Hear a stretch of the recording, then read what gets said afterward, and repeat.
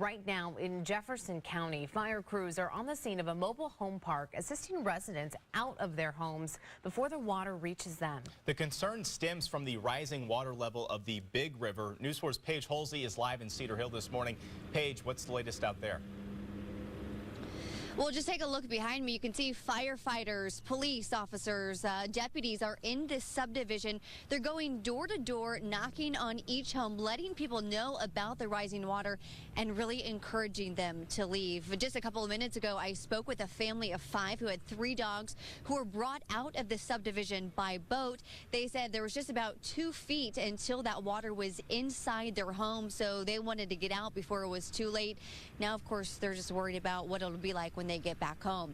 First responders have really been at it here for hours.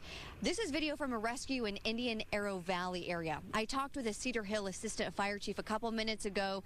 He said the Big River is higher than he has seen it since 1993.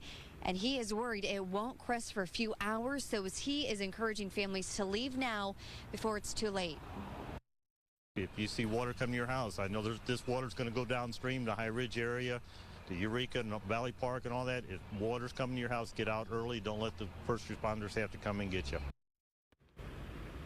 And just within the last couple minutes, we saw yet another family and their pets pack up behind us. So many families trying to get out of this subdivision. We spoke to one who stayed with other family members last night. They wanted to come back to check on their home. Of course, they can't get back in and are now worried about what it will be like when they do get back in once the water recedes. We're live in Cedar Hill. Paige Hulsey, News 4. Right now in Jefferson County, there is an active evacuation happening. People living in a mobile home park in Cedar Hill are being asked to voluntarily leave. The concern stems from the rising water level on the Big River. News 4's Paige Hulsey is live in Cedar Hill this morning. Paige, what's happening right now? Well, I just talked to some first responders, and they tell me right now they're kind of in the middle of a shift change after being at it all night and even yesterday afternoon. Finally, they're going to trade off with some relief crews. They still have a lot of work to do. Take a look behind me. You can see exactly why. That water coming across the road is the Big River, and it is now snaking its way through the subdivision just across the street. So throughout the night, first responders have been going door to door, encouraging families to leave this mobile home park here in Cedar Hill. And as I said, they've been at it all night. This is more video from a rescue in the Indian Arrow Valley area. I talked with the Cedar Hill assistant fire chief earlier.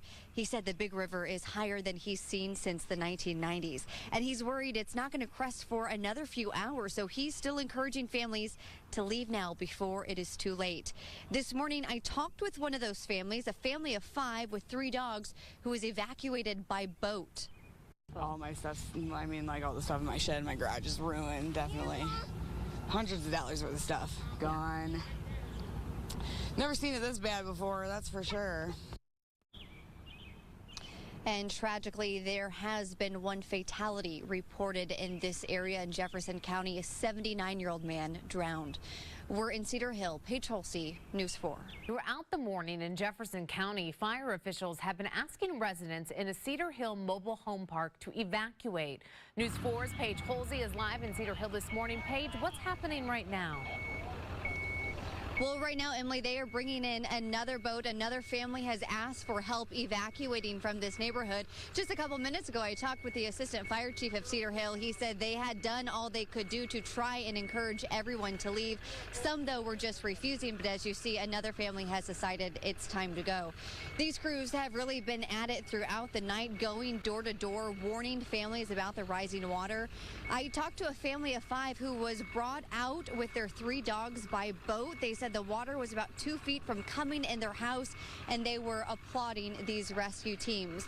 Now, as you can see, there are some people still lingering around here. I talked with one man who lives in the house at the very end of this stretch of road where the water is now in his house. He's lived here since the 80s, and he says this is the worst he's ever seen it. We're live in Cedar Hill. Paige Hulsey, News 4. For nearly 24 straight hours, rescue crews in Jefferson County have been evacuating people.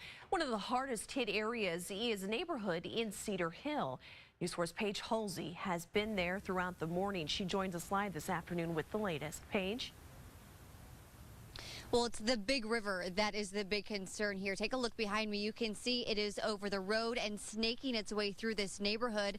That is why firefighters and rescue teams are asking people to voluntarily leave this neighborhood for their own safety. First responders went door to door in the Village Green Estates subdivision, encouraging families to evacuate before the water gets too high. The river is coming up. Some people were in their houses, and they went out, and we've got crews in working on removing those people. This family of 5 and their 3 dogs were one of the first brought out by boat. All my stuff, I mean, like all the stuff in my shed, my garage is ruined, definitely. Hundreds of dollars worth of stuff gone. Never seen it this bad before, that's for sure. A man who has lived here since the 80s agrees the water is already around his house at the end of the road. It's shocking. It's everything you worked for could be destroyed and gone. At one point, firefighters thought they'd convinced everyone they could to leave, only to be called back by a few more, now ready to go. Well, you're just not really expecting something like that to happen, and you wake up and you look out your window and, you know, your whole neighborhood's turned into a pool. So yeah, there was some fear. They walk away now, not sure how high the water will creep before they're able to come back home. But some chose not to leave. The assistant fire chief in Cedar Hill says that just puts them at risk, as well as the first responders who might have to come back later when the water is higher to help them. We're live in Cedar Hill. Paige Hulsey, News 4. Good morning, everyone. Thank you for joining us. I'm Corey Stark. And I'm Emily Pritchard. This morning, drivers will have even fewer options when it comes to their commute, which puts added pressure on the roads that are open this morning. While you were sleeping, road crews were expecting to shut down I-55. But MoDOT officials tell us they are on standby, hoping to get as much traffic through as possible before the closure. Our Paige Hulsey is live near I-55 in South St. Louis County with the Bommarito Street Fleet. And Paige, what's the latest? Well, right now, just within the last 10 minutes, the on-ramp from Merrimack Bottom Road to the southbound Interstate 55 closed. Take a look. You can see these signs just went up. Water over the road. That's what they're warning drivers. There are plenty of MoDOT crews still on scene because they still have a lot to monitor. Take a look down the on-ramp. A lot of trucks and a lot of engineers down there because all lanes of 55 are still open, but water is creeping inch by inch closer to the road. What they tell me is they're going to try to keep it open as long as possible. So the on-ramp is closed because water has now gone at least halfway across that lane, but it is creeping closer to the southbound lanes of 55. So if they have to, they'll close those first and then move over to the northbound side. But right now, all lanes north and southbound still open, but this on-ramp closed as that backflow from the Merrimack River continues to creep closer to the roadway. Thank you for joining us on this Wednesday morning. I'm Corey Stark. And I'm Emily Pritchard. We continue our Spring Flood 2017 coverage this morning as the area braces for even more rain.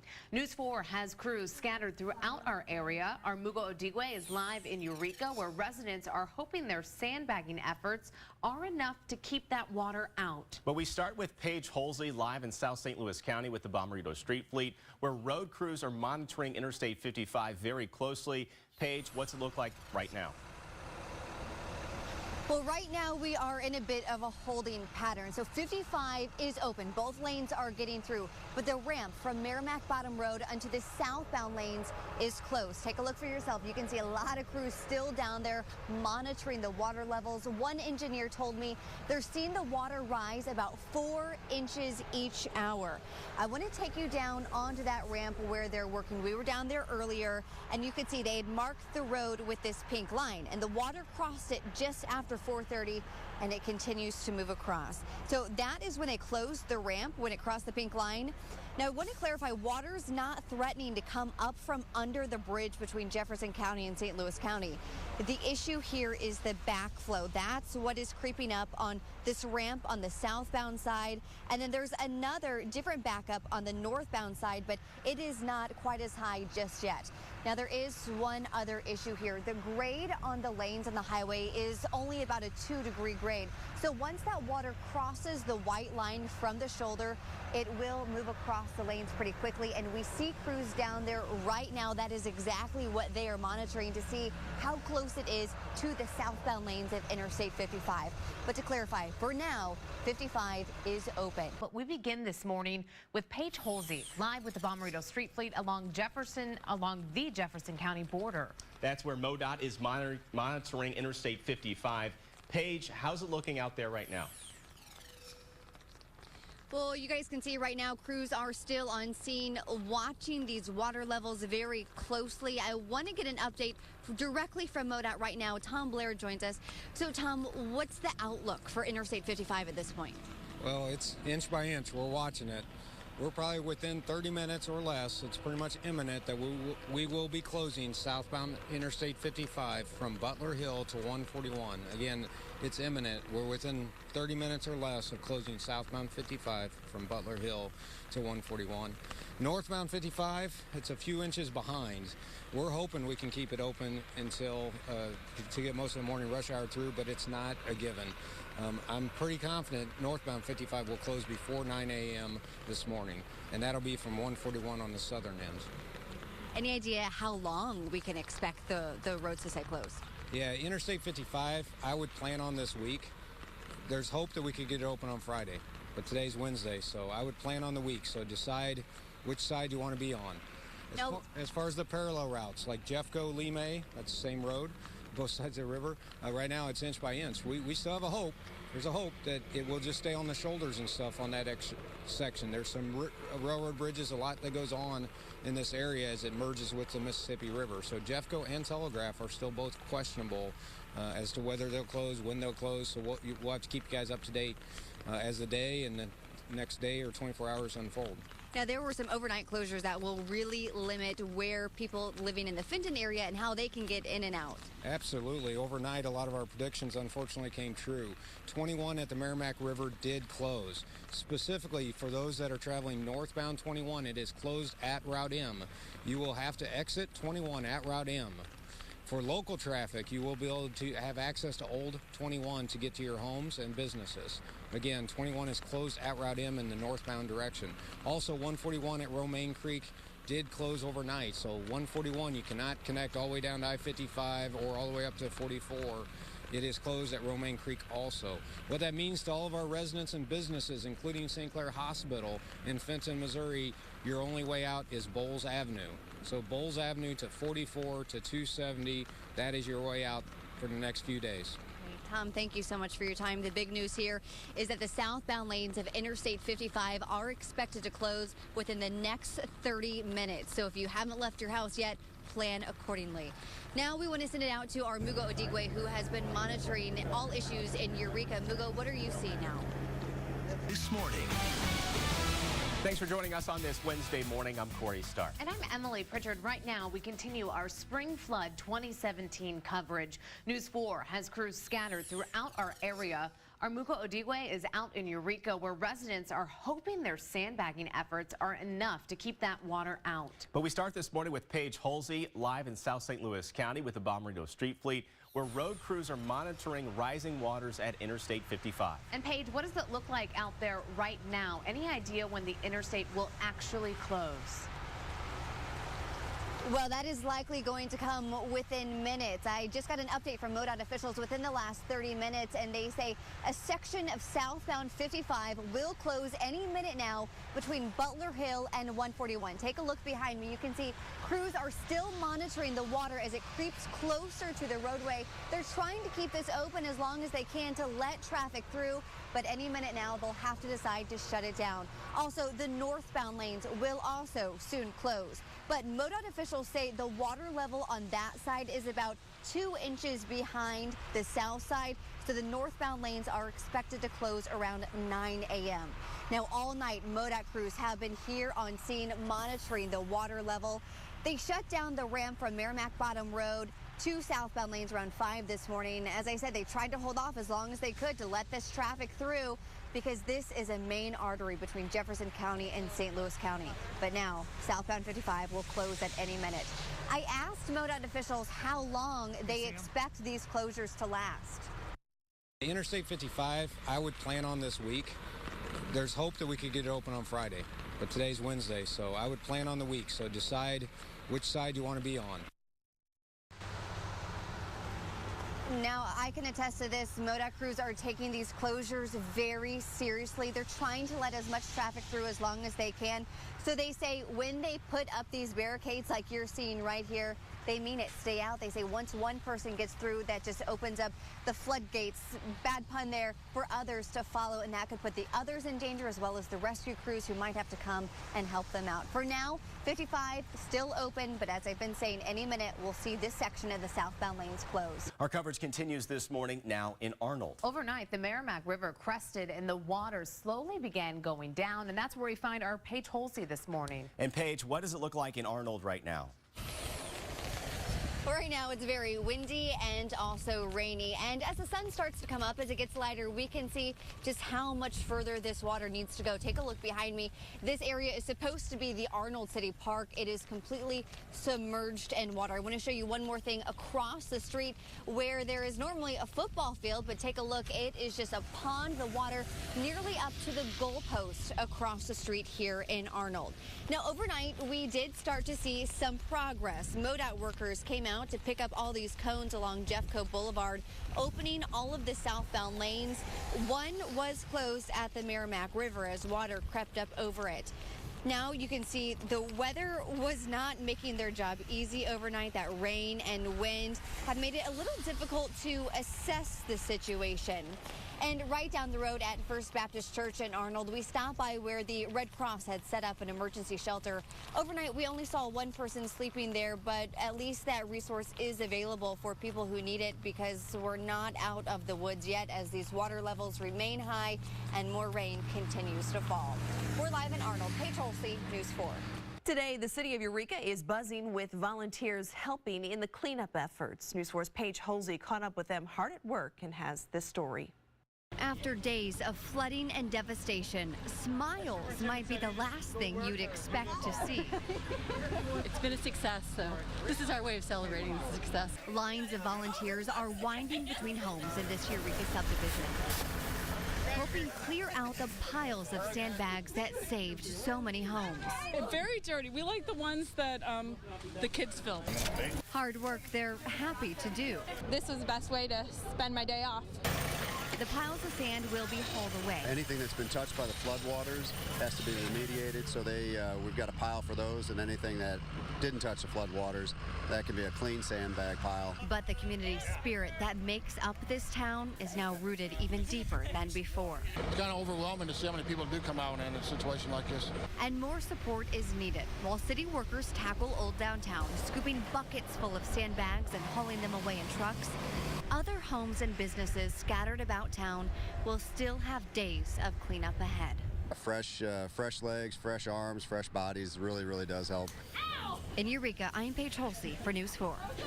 Floodwaters have kept a major intersection in Valley Park closed all week. This morning, 141 is still underwater. News 4's Paige Hulsey talked to people who live and work there. She joins us live in Valley Park this morning with an update on how everyone's holding up. Paige, good morning.